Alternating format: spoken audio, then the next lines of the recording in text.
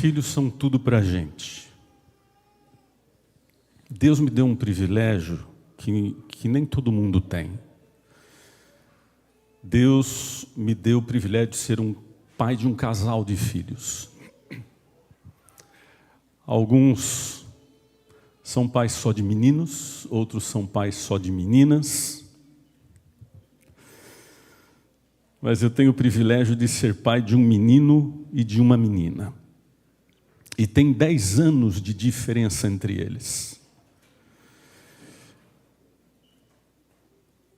E tem gente que faz algumas perguntas que são difíceis até de a gente responder. Algumas vezes eu já estive conversando sobre esse assunto com alguém, eu menciono, meu filho ele é 10 anos mais novo que a minha filha. Minha filha nasceu primeiro e meu filho nasceu 10 anos depois. E eu já vi algumas vezes o comentário que a pessoa fala assim, nossa, mas eles têm 10 anos de diferença, então o segundo foi assim por acidente? Assim, planejado não quer dizer acidente, né? Eu lembro que uma vez eu falei assim, olha, não, meu filho quando nasceu a gente não estava dirigindo o carro. Acidente. Sendo pai de um casal, eu entendi que ser pai de uma menina é diferente de ser pai de um menino. E eu não sei explicar por quê, mas é. Com o menino, a gente tem aquele sentimento de, vai meu filho, vai conquistar. Com a menina, a gente tem aquele sentimento de, vem cá, eu cuido de você. Eu não sei explicar. Mas só quem é pai de menino e menina, entende o que eu estou dizendo. Se você é pai só de meninos, você não vai entender. Se você é pai só de meninas, você também não vai entender. E há pouco mais de 2 semanas, minha filha casou. E eu acho que essa é a primeira vez que eu estou pregando depois do casamento dela. E por muitos anos, por no mínimo 26 anos, eu fiquei imaginando como seria esse dia. E eu procurei fazer todo tipo de exercício, me preparar e fazer de tudo para eu não chorar no casamento dela. E vocês me conhecem, vocês sabem que eu vazo demais. Eu tenho um sério problema de vazamentos. Mas teve um momento que aí foi bravo. Eu ainda não tinha visto ela de noiva, e os fotógrafos disseram assim, agora é a vez do pai da noiva. Eu não gostei dessa frase. E aí eles me pegaram e disseram assim, fecha os olhos, abaixa a cabeça e a gente vai levar você na frente dela. E só quando a gente disser, agora você pode olhar ela, porque nós queremos filmar a sua reação. E aí me levaram à frente dela, eu com os olhos fechados, olhando para baixo. E aí eles disseram, pronto, pode olhar. E quando eu levantei a cabeça e abri os olhos, uau! Ela estava muito linda. E aí não teve jeito, desabei no vazamento. E ela desabou comigo. Porque houve um choque entre esse vem cá, que eu cuido, com o estou indo para outro cuidar daquele momento. E é por isso que eu acho que o sentimento de um pai para uma filha é diferente do sentimento de um pai para um filho, de uma mãe para uma filha, de uma mãe para um filho. E ela, na verdade, não estava mudando de endereço, não estava indo embora, não estava partindo, nada, mas esse era o sentimento. Mas para esse pai, a situação era diferente, porque isso era a realidade. A filha estava partindo. Ele estava perdendo a filha. E eu não consigo nem imaginar a dor no coração desse pai. Marcos capítulo 5. Abre a sua Bíblia. Abre a sua Bíblia no livro de Marcos capítulo 5. Nós vamos começar a ler a partir do verso 21.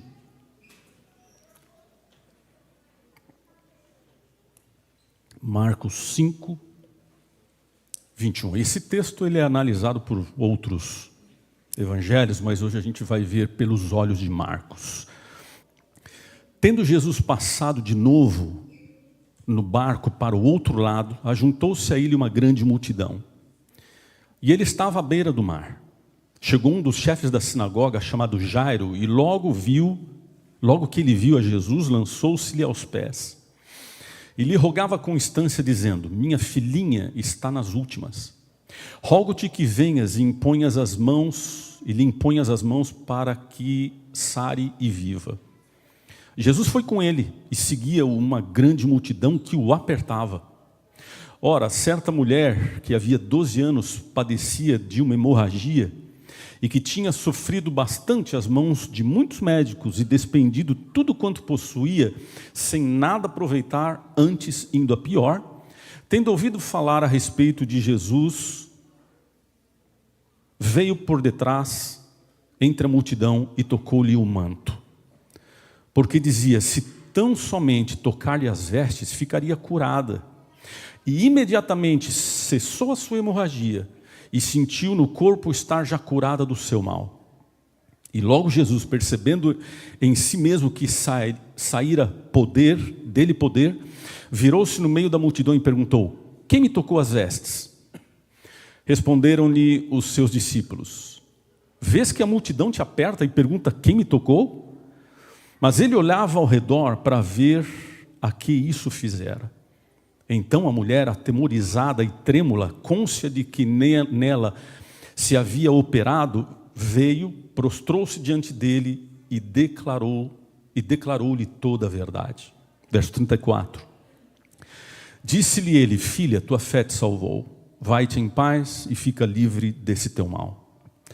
Enquanto ele ainda falava, chegaram pessoas da casa do chefe da sinagoga, a quem disseram: a tua filha morreu, porque ainda incomodas o mestre? E o último verso 36 diz assim: o que, percebendo Jesus, disse ao chefe da sinagoga: não temas, crê somente. Até aí. A Bíblia vem em uma sequência de histórias, uma atrás da outra. Jesus e os seus discípulos partiram em um barco de um lado do mar da Galileia e estavam se dirigindo para o lado oposto do lago. Na Bíblia, esse mar, que na verdade é um lago, ele aparece com 3 nomes diferentes na Bíblia, em lugares diferentes. Aqui nesse texto ele aparece como Mar da Galileia. Mas em outros textos na Bíblia ele também é chamado de Mar de Tiberíades. Em outros textos ele também é chamado de Lago de Genezaré. Mas é o mesmo lago. Logicamente, por ser um lago, ele possui águas doces. Ele é o maior lago no território de Israel. E ele mede aproximadamente 19 quilômetros de extensão. Quando eles estavam atravessando esse lago, estavam bem no meio do lago, vocês conhecem a história. Nessa história que nós vamos analisar hoje, Jesus está vindo com os discípulos, atravessando por esse outro lado. E é como se fossem 3 histórias, e as 2 últimas acontecem juntas, acontecem ao mesmo tempo. Quando eles chegam do outro lado e saíram do barco, Marcos diz que uma grande multidão veio até Jesus, já estava ali esperando ele. Eles mal saíram do barco, as pessoas se amontoaram em volta de Jesus. Ele mal pisou na areia e logo veio até ele um líder da igreja local. Apesar de Jesus ser uma pessoa humilde, logicamente na visão da sociedade, em algumas vezes ele foi procurado por pessoas importantes, pessoas de muito status. Seu respeito não estava pelas roupas que ele vestia, não estava no cargo que ele tinha, não se baseava no dinheiro que ele tinha. Ele não tinha sido escolhido pelo voto da maioria. As pessoas se aproximavam de Jesus pelo que ele era. E aqui eu preciso explicar uma coisa, aqui eu preciso abrir um parênteses. Para a gente entender a diferença entre consequência e motivo. Consequência e motivo são duas coisas totalmente diferentes. As pessoas não se aproximavam de Jesus por causa do tipo de comida que ele comia. Entende isso? As pessoas não se aproximavam de Jesus por causa do tipo de roupa que ele usava. As pessoas não se aproximavam de Jesus por causa do tipo de música que ele ouvia. As pessoas não se aproximavam de Jesus porque ele era perfeito. As pessoas se aproximavam de Jesus porque ao lado dele elas se sentiam amadas. Ponto final. Qualquer mas que você coloque depois desse pensamento, isso é consequência e não motivo. Entende? E enquanto a gente não entender isso, que é essa diferença entre consequência e motivo, a gente também, por consequência, não vai entender a diferença entre religião e cristianismo. Está entendendo? Algumas vezes Jesus era procurado por pessoas importantes.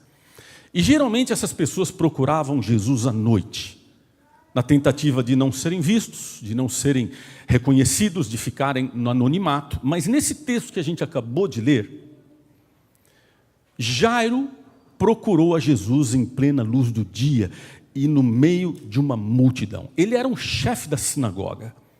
Ele era uma espécie de um presidente que era eleito pelo voto da maioria. A sua posição era de alta honra. Jairo entra em cena como um homem de alta posição e cai aos pés de Jesus.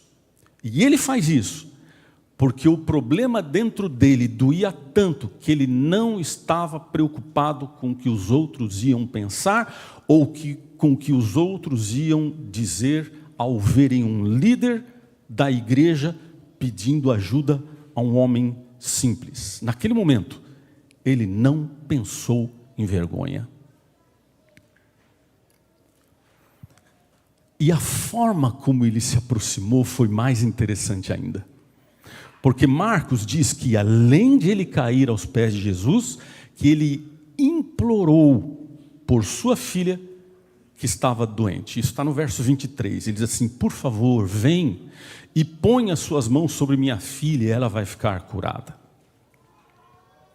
A gente consegue ver aqui um homem desesperado.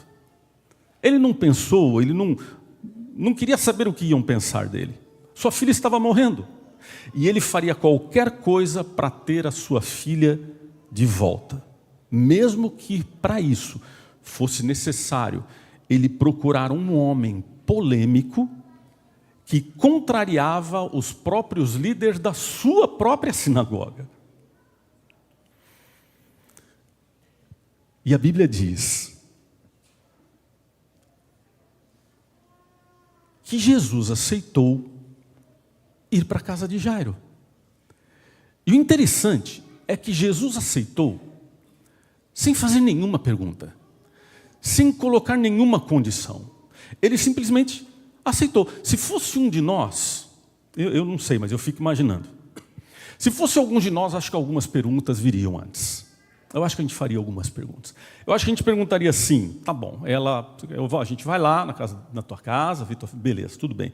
Mas a gente precisa saber algumas coisas. Então, por exemplo, ela já foi batizada? Não?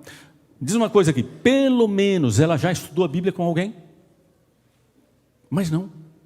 Eles simplesmente mudaram a direção e agora começaram a caminhar na direção da casa de Jairo. E a multidão, ainda assim, se apertava, porque todos que continuavam e queriam estar perto de Jesus. Muito bem. Aqui, exatamente agora, nesse momento, do nada, sem nenhuma introdução, começa a segunda história. Do nada aparece uma outra personagem, que não tem nada a ver com Jairo. Porque no meio da multidão havia uma mulher, o texto diz, que sofria de hemorragia fazia quanto tempo? 12 anos. E o texto diz que ela já tinha procurado por muitos médicos. E veja um detalhe: a Bíblia não diz que ela tinha gastado muito dinheiro. Se você prestar atenção, a Bíblia diz que ela tinha gastado o quê? tudo que tinha. Tudo que tinha. Não era só dinheiro. Eu acho que ela vendeu o que tinha para poder... O que a gente conclui é que ela não tinha mais nada, porque tudo que ela tinha gastado com médicos, e a Bíblia diz assim, mas ao invés de melhorar, ela ficava a cada dia pior. Eu não sei como, porque a Bíblia não dá esse detalhe, mas um dia, de alguma forma, ela ficou sabendo sobre Jesus, que ele expulsava demônios, que ele curava leprosos, que ele fazia cegos voltar a enxergar, e ela pensou que ele poderia curar ela também. O que ela poderia perder? O maior risco que ela corria era levar um sim, porque o não, ela já tinha 12 anos. E Marcos, no seu livro, ele dá um detalhe interessante aqui. Marcos diz que ela veio seguindo Jesus de longe, pelas costas. E aqui tem uma lição. Aqui tem uma lição para a gente. Muitas pessoas fazem a mesma coisa hoje. Muitos cristãos gostam de seguir a Jesus de longe. Há uma distância suficiente que ele não incomode. Há uma distância suficiente que me permita continuar na minha zona de conforto. Dizemos que nós somos cristãos, mas seguimos a Jesus à distância, sem muito compromisso, sem muito comprometimento. Só que o problema é que a gente só consegue ver os milagres quando a gente está perto de Jesus. Não é longe de Jesus que a gente vai ver os milagres, é perto dele. E no verso 28, a Bíblia diz que a mulher disse para si mesma, ou seja, que a Bíblia diz o seu próprio pensamento, o que ela estava pensando nesse momento. E ela pensou o seguinte: se simplesmente eu pudesse tocar nele. E eu imagino essa mulher tentando furar a multidão, porque o próprio texto diz que a multidão se apertava, ela tentando encontrar uma brecha aqui, ia encontrar um espaço ali, ia passando, e dessa forma ela foi se aproximando até onde Jesus estava, até o momento em que ela percebeu que a distância que ela estava de Jesus, se ela conseguisse esticar o braço, poderia ser que ela conseguiria tocar nele. E ela não pensou duas vezes.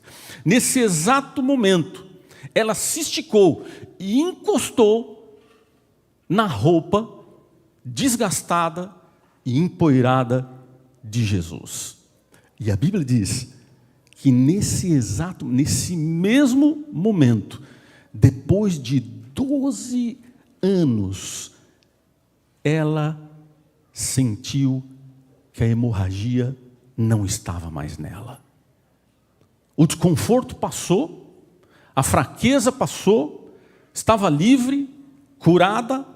A condição que tinha dominado a vida dela por tanto tempo já não existia mais. E a gente ouve essa história, a gente lê, chega até aqui e fala: cara, que legal. Pô, se a gente fala assim, pode parar aqui. Que Deus maravilhoso, que coisa maravilhosa. Essa história poderia ter terminado aqui, já seria motivo para a gente dizer assim: esse é o nosso Deus. Pronto, vamos voltar para a primeira história de Jairo. Mas não, ainda não acabou. Ainda tem mais. Sabe por quê?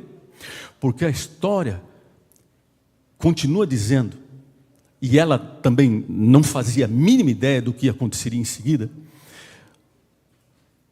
Ela nunca imaginaria o que Jesus faria depois disso, porque quando ela tocou nas vestes de Jesus, a Bíblia diz, parou de repente.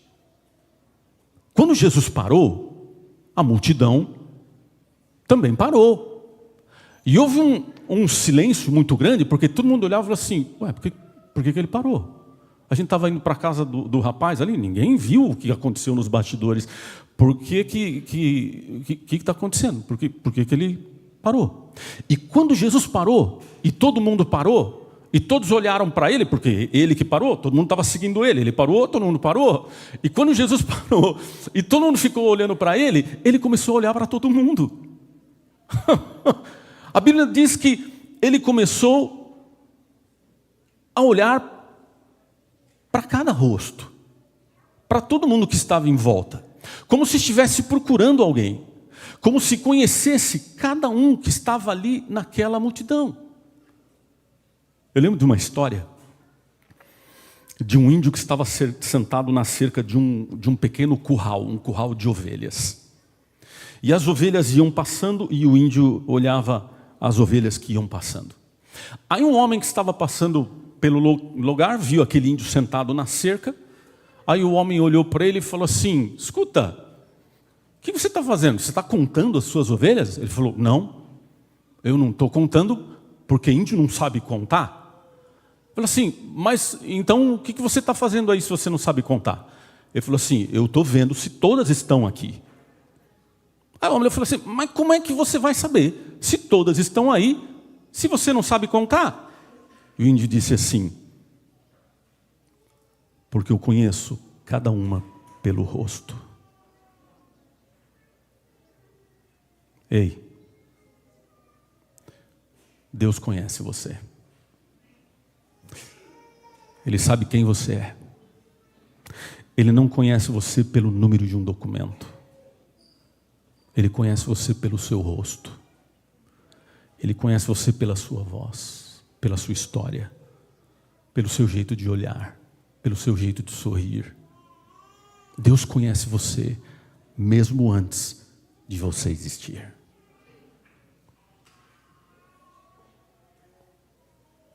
Aí então, a Bíblia diz que Jesus nessa hora olhou para os discípulos e perguntou para os discípulos assim, isso é muito engraçado, ele perguntou para os discípulos assim: quem me tocou? Os discípulos olharam um para o outro: quem tocou? Como assim? Olha a quantidade de pessoas aqui. O texto diz que todo mundo o apertava, e ele pergunta, é mais fácil perguntar quem não tocou. Mas eles não entenderam o que Jesus estava querendo dizer. E ele continuou procurando rosto por rosto, olhando para cada um naquela multidão, até que, em um determinado momento, os seus olhos pararam em uma mulher. E agora ele começa a caminhar na direção dessa mulher. Ninguém sabia, ninguém entendia o que estava acontecendo. Só duas pessoas entendiam o que estava acontecendo: Jesus e ela. E quando ela viu Jesus vindo na direção dela, ela pensou: ih, caramba, agora a casa caiu. Agora eu estou perdida. Morrendo de medo, a Bíblia diz, ela caiu no chão aos pés de Jesus e confessou que tocou nele. Ela confessou mesmo sem ter a mínima ideia do que poderia acontecer para ela depois, porque uma mulher não podia tocar em um rabi. Isso era uma atitude totalmente censurada, proibida, perigosa. Poderiam duras regras da igreja serem aplicadas, principalmente numa mulher que estava nos seus dias impuros. Na verdade, a vida dela sempre foi todos os dias impuros, por causa da sua hemorragia. Tocando em um judeu, ela tornaria o judeu impuro também. E eu imagino essa cena. Ela caída no chão, se encolheu, fechou os olhos, protegeu a cabeça com os braços, porque a qualquer momento poderia chegar as pedras, ela poderia ser apedrejada a qualquer momento, e a multidão estava indignada. Mas tinha alguém na multidão, se a multidão estava indignada, existia na multidão alguém que estava muito mais indignado. Existia alguém na multidão que estava odiando essa mulher. Quem era? Jairo.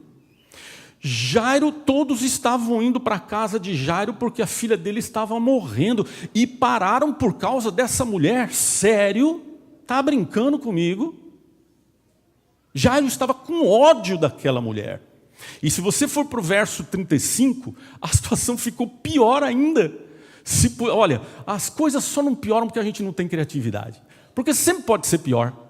No verso 35, o texto diz que alguns homens que estavam lá na casa de Jairo, onde eles estavam indo, chegaram até ele e disseram uma coisa que destruiu o coração daquele pai.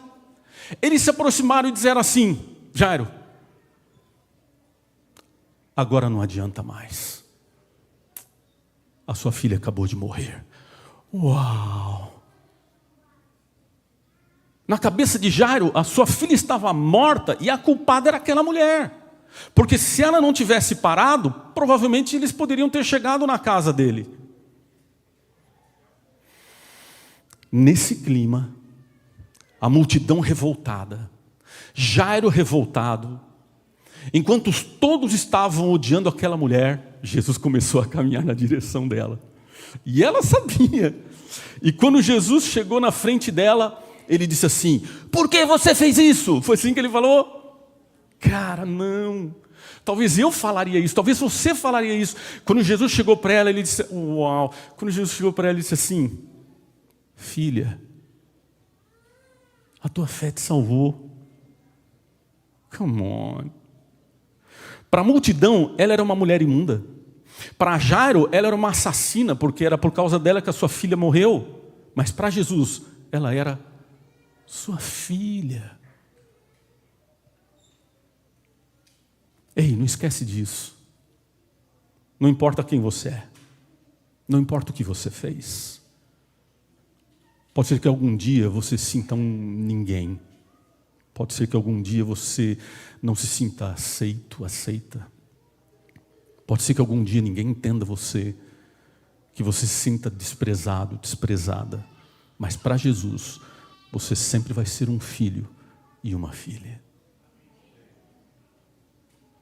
E a Bíblia não fala mais nada a respeito dessa mulher. A história dela acaba assim. Ela começa do nada e termina do nada. A Bíblia simplesmente continua na história de Jairo e mostra como Jesus ressuscitou a filha dele. Mas com certeza era uma história que tinha que ser mencionada, mesmo que ela fosse mencionada dentro de uma outra história. Mas existem alguns detalhes aqui que a gente não pode esquecer deles, como por exemplo, você já parou para pensar por que Jesus parou? Porque tudo depunha contra ele parar. Eles estavam lutando contra o tempo para poder salvar uma menina que estava morrendo. Eles estavam caminhando com pressa por causa disso, mas Jesus parou. Os discípulos estavam achando aquilo muito ridículo. Como assim? Saber quem é que tocou nele, mas mesmo assim, Jesus parou. Jairo era o mais prejudicado de todos ali na multidão. E quando Jesus parou, ele deve ter pensado: Senhor, agora não. Agora é minha vez, minha filha, não para não. Mas mesmo assim, Jesus parou. Jesus parou por dois motivos. Primeiro motivo, ele parou porque ele sabia que alguém realmente precisava dele. E para Jesus, isso era mais importante naquele momento. Sabe o que isso quer dizer para você e para mim? Que se algum dia você estiver sofrendo e você precisar de Jesus, Ele vai parar o que Ele estiver fazendo, não importa quem você seja, para poder somente olhar para você e dizer assim: filho, filha, acredite, porque eu sou a solução. O segundo motivo é que Jesus não faz diferença entre as pessoas. Jairo era um homem importante na sociedade. Ela era uma mulher simples. Mas para Jesus todos nós somos iguais, e por isso a necessidade daquela mulher era tão importante quanto a necessidade de Jairo. Todo pedido de socorro é digno da atenção de Deus. E isso nos dá certeza de que Jesus sempre vai parar por você, não importa quem você seja. Agora veja, ela poderia ter se sentido curada, e quando ela percebesse que o objetivo tinha sido alcançado, ela poderia simplesmente sumir na multidão, desaparecer, sair correndo. Ninguém nem saberia quem era ela, ninguém soube o que aconteceu, até que ela falou de que Jesus foi procurar ela, mas ela preferiu mesmo assim ficar. Ela caiu aos pés de Jesus e contou tudo. E no verso 33 diz que ela contou a Jesus toda a verdade. todo o seu sofrimento de 12 anos. E eu acho que não deve ter sido fácil para ela. Principalmente, dizer na frente de todo mundo um problema de uma natureza tão íntimo como era o problema dela. Mas ela contou. Às vezes não é fácil a gente assumir os nossos defeitos. Às vezes não é fácil a gente assumir os nossos pecados, assumir as nossas fraquezas. Mas a única maneira de entender quem Deus é a gente começar entendendo quem nós somos, quem você é, quem eu sou. E o interessante é que se você voltar alguns capítulos na leitura, você vai ver que na história anterior, a primeira história, quando Jesus estava ainda na tempestade, os discípulos estavam morrendo de medo. E você vai ver que nas 3 histórias, discípulos, Jairo e mulher, o assunto era o mesmo. Era fé. Porque Jesus olhou para os discípulos e disse assim: por que sois tão tímidos? Por acaso não tem fé? Jesus olhou para a mulher e disse assim: a tua fé te salvou. E Jesus olhou para Jairo e disse assim: não temas, crê somente. O que é isso? Fé. O assunto nas 3 histórias não era os discípulos, não era a tempestade, não era a importância de um líder, não era a morte, não era a doença. O assunto principal é fé. E tem alguns detalhes nessa história que eu preciso te chamar a atenção para isso. Eu nunca tinha percebido isso. Uma coisa tão óbvia, eu nunca tinha percebido isso. No verso 25, a Bíblia diz que essa mulher sofria dessa doença há quanto tempo? 12 anos. Se você vai para Lucas, no capítulo 8, ele descreve a mesma história. No verso 42, ele diz que a filha de Jairo era filha única e que ela tinha 12 anos. Marcos não diz a idade, mas Lucas diz que ela tinha 12 anos. Olha que coisa interessante. A menina viveu por 12 anos e morreu de repente.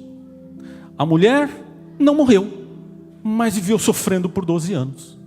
Ou seja, ninguém sofre do mesmo jeito. Ninguém sofre ao mesmo tempo. Nem todo mundo sofre pelos mesmos motivos. Ninguém sofre na mesma intensidade. Mas uma coisa eu sei: todo mundo sofre. E eu não sei o porquê você pode estar sofrendo agora. Eu não sei há quanto tempo você pode estar sofrendo. Eu não conheço a intensidade do teu sofrimento, porque ninguém sofre igual. Ninguém sofre da mesma maneira. Mas uma coisa eu sei: nessas 3 histórias, o assunto é o mesmo da sua vida. O assunto é fé. E aqui é uma lição, uma última lição. Lucas diz que essa menina era filha única de Jairo. E eu gosto demais da expressão carinhosa que Jairo usa no verso 23, quando ele se dirige a ela. Ele diz assim, essa expressão que ele usa, diz assim: minha filhinha está morrendo. Ela tinha 12 anos, mas para ele ainda era sua filhinha. A minha estava casando com 26, mas ainda era minha filhinha. E se você for para João 13:33, quando Jesus está se dirigindo àqueles que estavam perto dele, ele usa o termo filhinhos. Ou seja, a mesma expressão que Jairo usa. Porque para Deus, você sempre vai ser o seu filhinho e a sua filhinha. Não importa quantos anos você tenha, não importa se você é quem é, se não é, não importa, não importa. Deus sempre vai olhar para você e vai ver você como o único filho. Essa história é verídica. Um cirurgião cardíaco tinha que fazer uma cirurgia num menininho de 8 anos. E era uma cirurgia bem complicada. Esse menino tinha um problema muito sério no coração e não havia muita expectativa de cura.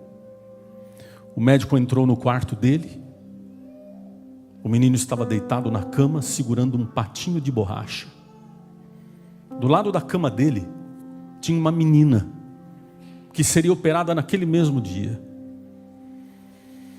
E para o médico tentar acalmar um pouco esse menino, ele entrou no quarto e disse assim: olha só, amanhã eu vou abrir você, eu venho aqui, eu vou dar um remédio para você que vai fazer você dormir. Você não vai sentir nada, você não vai ver nada, você não vai lembrar de nada, você não vai sentir nenhuma dor. Quando você estiver dormindo, aí eu vou abrir você, porque eu quero olhar e ver o quanto o seu coração está machucado. Nessa hora, o menino olhou para o médico e disse assim: o senhor vai encontrar Jesus lá. O médico deu um sorriso e não ligou muito para o que o menino disse e continuou a conversa. Eu vou ver o teu coração para saber o que a gente pode fazer com você. E o menino olhou para ele e disse assim: mas você vai ver Jesus dentro dele. Então depois, ele continuou, depois que eu ver direitinho, eu vou costurar você novamente. Eu vou fechar o corte que eu fiz. E você ainda vai dormir um pouco mais de tempo. E assim, vendo lá dentro, eu vou te dizer, vou saber qual será o próximo passo que a gente tem que tomar. E o menino olhou para ele e disse assim: mas eu já sei. Eu aposto que o senhor vai encontrar Jesus lá dentro. Porque a minha professora lá na igreja disse que Jesus mora no meu coração. Naquele momento a enfermeira entrou no quarto para pegar a menina que estava fazendo a cirurgia naquele dia. E quando a enfermeira estava saindo, aquele menino esticou a mão e disse assim: ei, leva com você o meu patinho de borracha. Se você sentir medo, você pode apertar ele. Se você sentir dor, você pode apertar ele. A enfermeira achou bonito o gesto, pegou o patinho, deu para a menina e eles saíram. A cirurgia do menino aconteceu no dia seguinte. E infelizmente, quando o médico abriu, não havia muito que pudesse ser feito por aquele menino. Não havia esperança de cura. O garotinho viveria no máximo alguns meses, porque com certeza o seu coração não aguentaria mais do que isso. E naquela noite aquele médico ficou angustiado. E começou a questionar a Deus. E começou a perguntar: por que tem que ser assim? Por que um menino como esse não pode viver enquanto tem tanta gente ruim fazendo maldade e vivendo por aí no mundo tranquilamente? E ele questionou e brigou muito com Deus naquela noite. Quando ele dormiu, o médico, ele teve um sonho. E o sonho foi curto. Ninguém falou nada. Ele só viu uma imagem de Jesus se aproximando dele e entregando um patinho de borracha. No dia seguinte, o cirurgião foi até o quarto do menino. Os pais estavam dentro do quarto. Ele se sentou do lado da cama.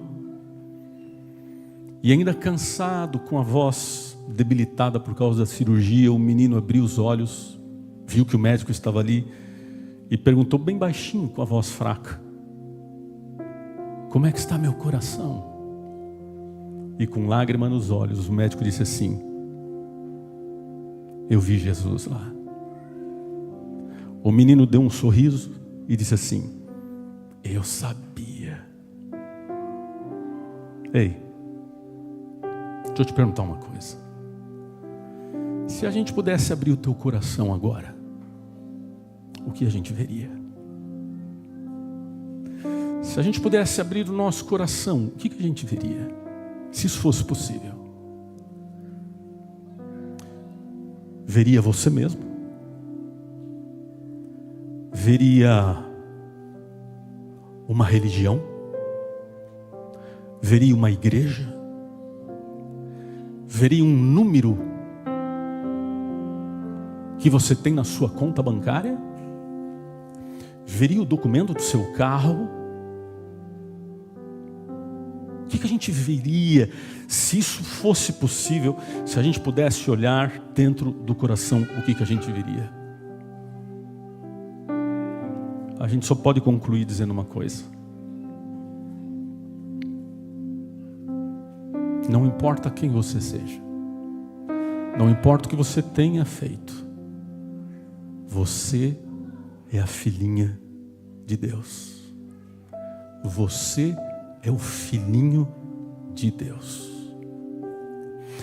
Será que agora não seria um momento, entendendo aonde nós chegamos, aonde o texto da Bíblia nos conduziu, chegando aqui, não seria agora o momento de a gente aproveitar para dizer assim: Senhor, faz a tua cirurgia aí.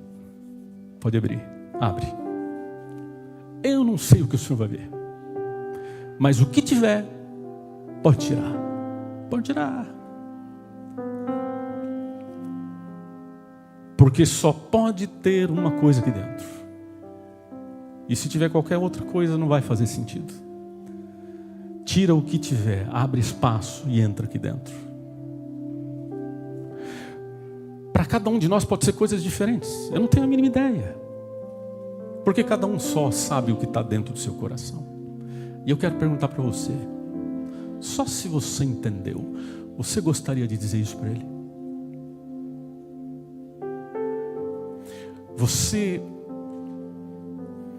tem alguma coisa que Deus precisa aparecer para você com um patinho de borracha, dizendo assim: aperta, aperta, porque eu estou aqui com você. Não importa o que você esteja passando, o assunto não é trabalho, não é Estados Unidos, essas são as roupas, o assunto é fé. Como nas 3 histórias, a história da sua vida é fé. Ela pode estar revestida do que você quiser, mas isso não é um assunto, isso é a roupagem. O assunto é fé. Quando através da fé a gente permite que Deus entre no nosso coração, tudo o resto pode acontecer, não vai fazer diferença, porque é roupagem. Está entendendo isso? Você não quer olhar para Deus hoje e dizer assim: Senhor, então vem, abre aqui, faz a tua cirurgia espiritual, abre. Você quer dizer isso para Ele? Eu acho que a gente podia e precisava aproveitar essa oportunidade. Todos nós somos o único filho que Deus tem. Embora somos muitos, Deus olha para a gente e vê um só. E eu vou pedir para você fazer o que a Mary está fazendo, se você quiser. Eu vou cantar uma música, e essa música diz que Deus é o nosso Pai, porque nós somos os filhinhos dele. E se essa mensagem falou alguma coisa para você, se você quer tomar alguma iniciativa com relação ao que você ouviu da palavra de Deus e você quiser se juntar a ela, e aí? Aceita esse patinho de borracha?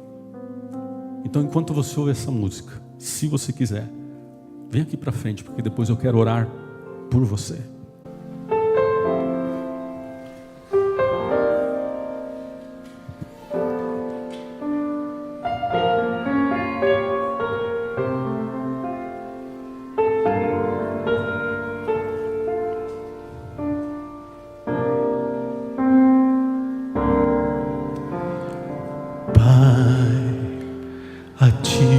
Viver entrego, sinceramente eu te peço, vem ser comigo, meu Senhor.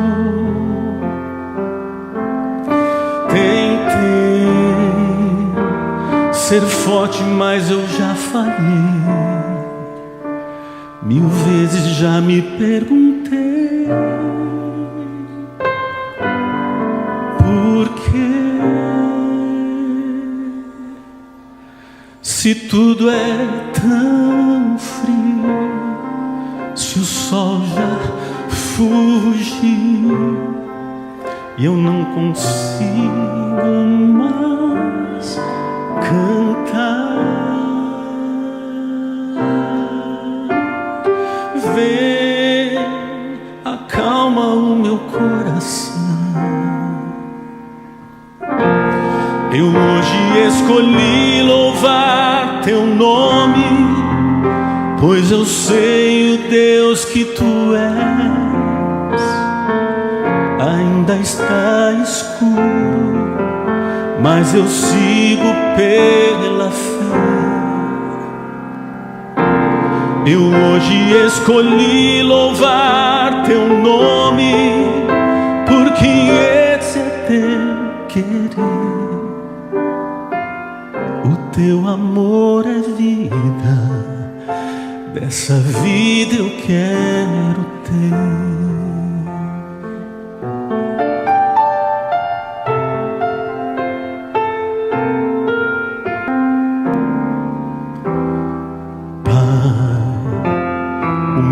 Às vezes é cortante, vem visitar-me a todo instante. Bem junto a ti eu quero estar, meu Pai. Talvez não saiba nem pedir, mas vem com teu amor ouvir meu clamor. Se tudo é tão frio, se o sol já fugiu e eu nem consigo mais cantar,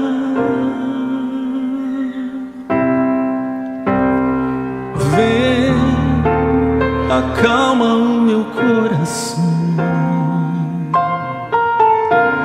Eu hoje escolhi louvar teu nome, pois eu sei o Deus que tu és. Ainda está escuro, mas eu sigo pela fé. Eu hoje escolhi louvar teu nome, porque esse é teu querer. O teu amor é vida, desta vida eu quero ter. Eu hoje escolhi louvar teu nome, pois eu sei o Deus que tu és. Ainda está escuro, mas eu sigo pela fé. Escolhi louvar teu nome, porque esse é teu querer. O teu amor é vida, dessa vida eu quero ter. O teu amor é vida,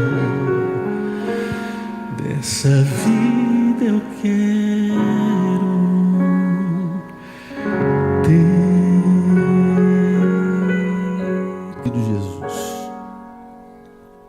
Às vezes a gente sente que o sol ainda não apareceu, que está tudo tão frio, tudo tão cinza, tudo tão escondido, tudo tão nublado. A gente não percebe o movimento das coisas que acontecem por detrás. Hoje nós estamos aqui na tua presença. Muito obrigado porque o Senhor veio nessa igreja hoje pela manhã.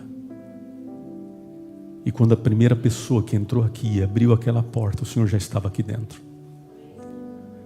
Muito obrigado porque o Senhor ficou aqui.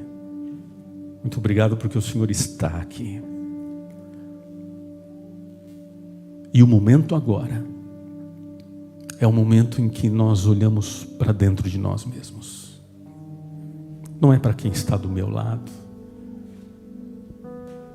Não é para aquela pessoa que eu gostaria de dizer alguma coisa. Não é para o meu filho que eu gostaria que...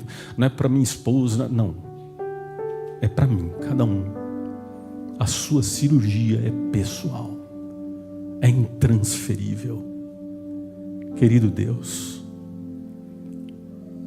o problema da nossa vida não é nenhum outro, é só fé. Pode vir tempestade, pode vir separação da filha, pode vir doença, mas tudo isso são maneiras que nos levam a entender melhor o que é fé. E pode ser que tenha alguém, pode ser que esse alguém seja eu, que está aqui nessa manhã hoje, e está com medo de alguma coisa, está preocupado com alguma coisa, está sofrendo por alguma coisa, e é natural, sofrer faz parte de estar vivo, mas a questão aqui não é o sofrer, é saber o que está dentro do nosso coração, se pudesse ser visto agora. E eu nesse momento, eu digo por mim, cada um diga por si, mas eu digo: Senhor, opera. O Senhor é o cirurgião dos cirurgiões. Na verdade, o Senhor vai estar abrindo um coração que o Senhor já conhece antes de a gente ter nascido.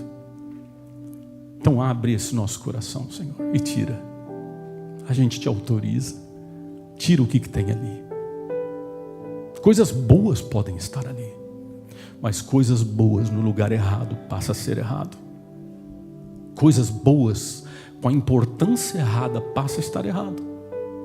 O que tem ali dentro? Pode ter tanta coisa. Pode ter orgulho, pode ter fofoca, pode ter interesse pela vida dos outros. Tem tanta coisa. A lista é imensa, mas a lista do que tem que estar ali só tem um item: é o Senhor, é fé. As três histórias falam a mesma coisa, e se a gente for contar a história de cada um de nós que está hoje aqui, a conclusão vai ser a mesma também: fé. Querido Deus, nos ajude a crer mais, nos ajude a te aceitar mais. Não queremos te seguir de longe, não queremos te seguir pelas costas. E nesse momento estamos caindo na tua presença, sem vergonha do que os outros vão dizer. Estamos assumindo na tua presença os nossos defeitos, os nossos erros, os nossos pecados. Purifica, purifica, e coloca o Senhor e nada mais. Te pedimos isso no nome de Jesus. Amém.